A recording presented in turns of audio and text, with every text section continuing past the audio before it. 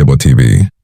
La réunion urgente du Conseil de sécurité sur la RDC, tenue à New York le 12 décembre 2025, est un signal politique fort. Elle acte que la crise à l'Est a franchi un seuil nécessitant une mobilisation multilatérale immédiate. Elle intervient alors que le M23 a lancé une nouvelle offensive au Sud-Kivu, et que l'ONU a jugé nécessaire d'entendre en séance le chef des opérations de maintien de la paix, Jean-Pierre Lacroix, pour un état des lieux détaillé des dynamiques militaires, humanitaires et diplomatiques. Au-delà de l'agenda formel, le fait même de réunir le Conseil en mode urgence est une mise en scène diplomatique destinée à produire de la pression normative sur les acteurs régionaux et à rappeler que les engagements pris dans les processus de paix antérieurs ne sont pas facultatifs.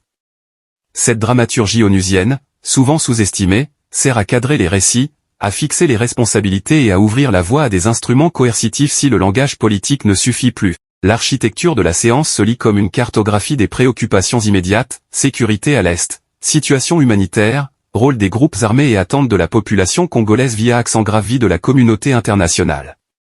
Le fil conducteur est la question du continuum entre les opérations du M23 au Nord Kivu et leur extension vers le Sud Kivu, qui recompose les lignes de front, augmente le coût humain et déstabilise les circuits humanitaires. En termes de rythme, la reprise offensive du M23 au Sud Kivu transforme une crise régionalisée en menace systémique, car Uvira-Kamanyola est un axe névralgique reliant des économies transfrontalières, des corridors humanitaires et des flux migratoires.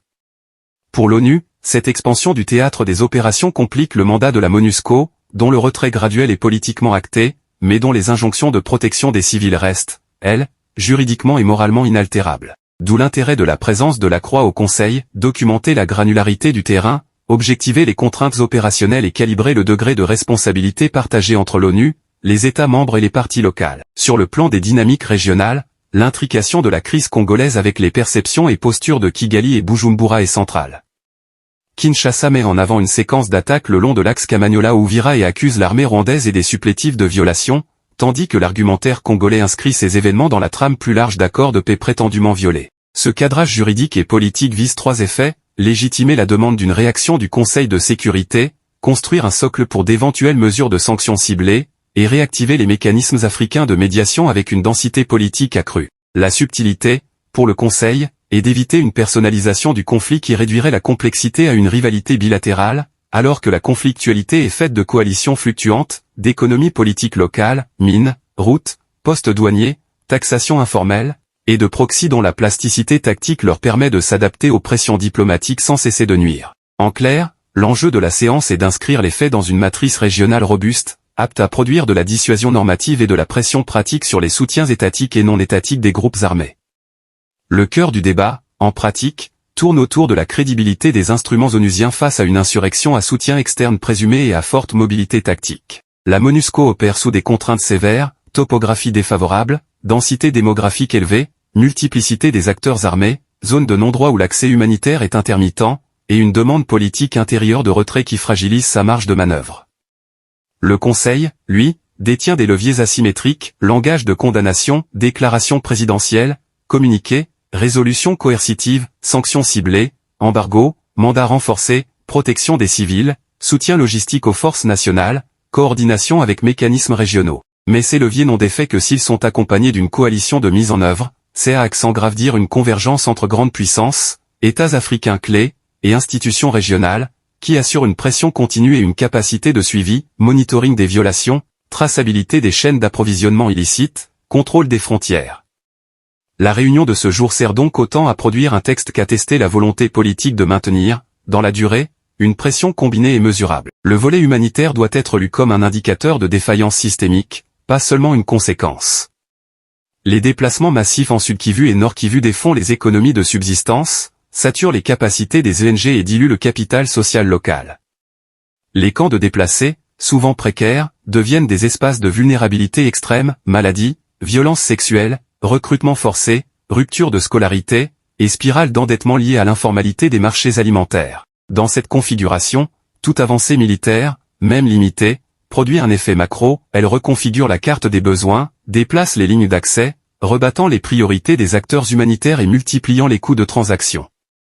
Pour l'ONU, documenter précisément ces effets et les intégrer dans la discussion du Conseil n'est pas un exercice de plaidoyer cosmétique, c'est la condition pour arrimer les décisions à une mesure concrète de protection, de financement ciblé et de logistique d'accès. En d'autres termes, la diplomatie sans métrique humanitaire est une rhétorique vide. La séance cherche à rétablir ce lien entre normes et capacités opérationnelles. Le terrain politico-économique est un autre angle souvent occulté dans les résumés. Les ressources stratégiques de la RDC, le cobalt, coltan, cuivre alimentent des chaînes d'approvisionnement globales. L'instabilité persistante dans l'Est désorganise non seulement les circuits de petites mines artisanales mais affecte aussi les plans d'investissement et les chaînes logistiques qui dépendent d'une prévisibilité minimale. Pour les membres permanents et non permanents du Conseil, cette dimension est double, éthique, ne pas laisser une crise humanitaire s'aggraver, et systémique, garantir la résilience des supply chains critiques. La réunion, en ce sens, est un espace où se croisent soft power, sécurité collective et géoéconomie. Elle permet de signaler au marché que des garde-fous normatifs sont activés, tout en rappelant aux acteurs régionaux que la tolérance internationale pour les appuis aux groupes armés est en baisse.